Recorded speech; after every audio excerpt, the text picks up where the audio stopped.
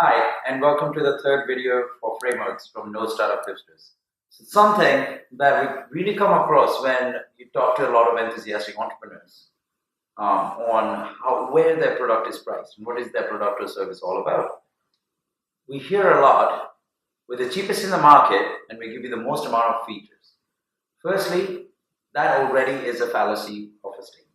Either you're going to compete on price or you're going to compete on features and differentiation or creating additional value which adds on extra cost. How do you really price a product?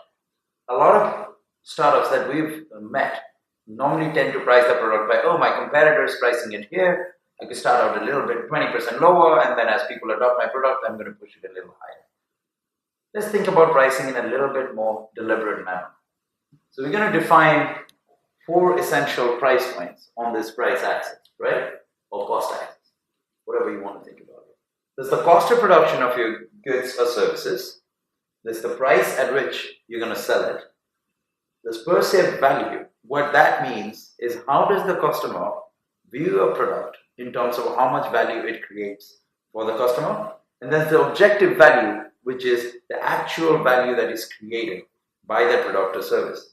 Normally when a startup starts out, it is often possible that it's priced way below cost because no one knows them yet, no one trusts them yet. If you're lucky enough to be able to price over cost, maybe you're still pricing below perceived value by the customer.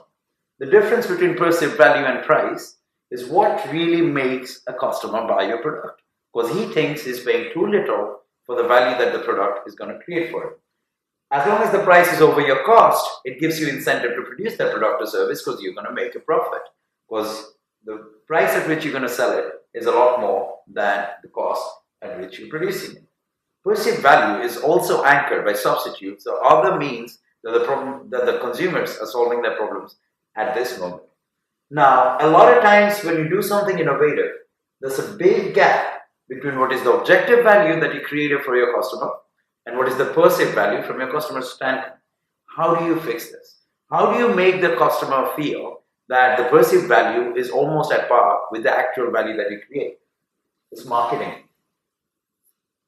The 2 essential parts to any company, any startup that you build is innovation, of creating something that's better than what exists to solve a real messy problem, and marketing, to let people know that you are really awesome, you're really good, and you're higher than what they're expecting from you.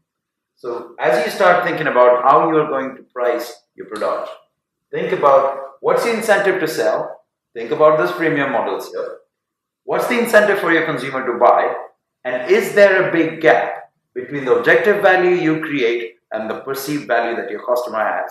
How are you going to close that with your marketing campaign? Have a nice day.